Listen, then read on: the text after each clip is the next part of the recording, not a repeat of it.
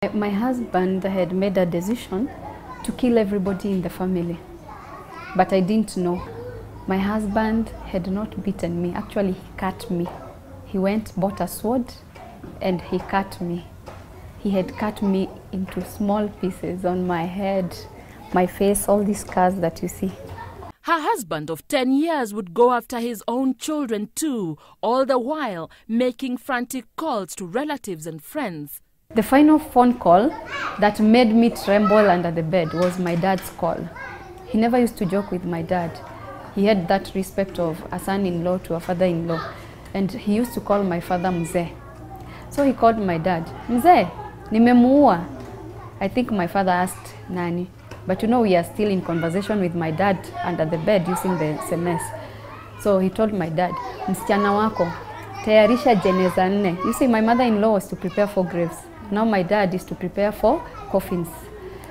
Ninataka kuua wajukuu wako, alafu nijiue. Mzee, tayarisha jeneza 4. All this, I'm under the bed. I'm hearing everything. It would all end tragically. He killed himself immediately. I left the house. He cut his small intestines.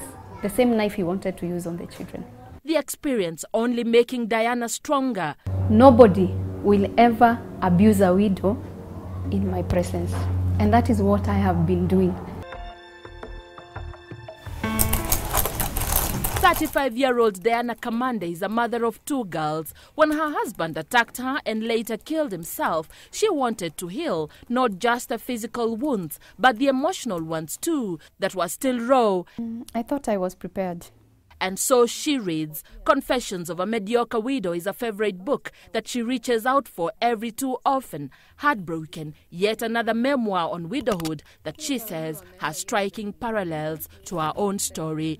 I'm looking at some of your literature and it feels dark, like The Mediocre Widow, Heartbroken. Why these titles? From the time I became a survivor of domestic violence and a widow, I started the journey of putting something into writing. And they are guiding me, and also they are encouraging me. And I have been able to know that widows all over the world have been through hell. As her story was told by numerous media organizations and thousands came to know of her plight, a special stranger reached out with a special message. And she invited me to her home. Inviting a stranger, you've learned of her story on the papers. And she cancelled me. And after that, what she did, she removed the victim mentality out of me. From a victim of domestic violence, now I was a survivor. With that, she was well equipped to reach out to members of Come Together Widows and Orphans organization that she founded. Some of the stories shared here are heartbreaking. Stories of widows forced out of their husband's property, others who were expected to be cleansed and even inherited. Often, they felt alone and without a law to safeguard their interests. Some have had to start building a foundation upon which they would start their lives afresh, far from their in-laws. So, what about the law?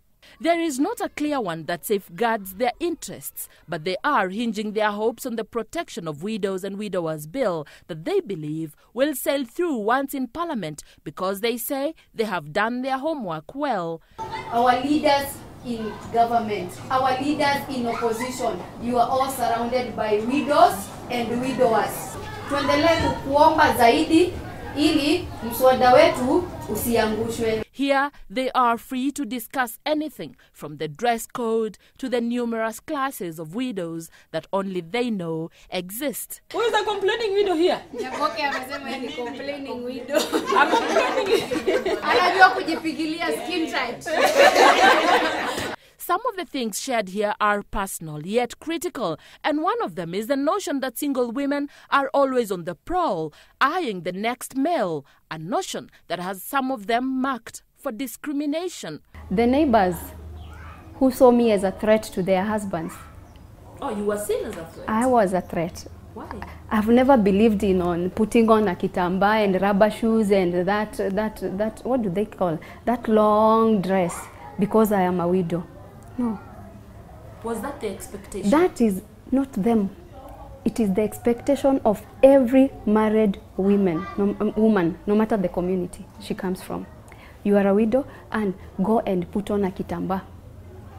You should not dress well. You should not wear makeup. And as they leave one by one, I am amazed by their desire to influence policy so that no other widow is discriminated against.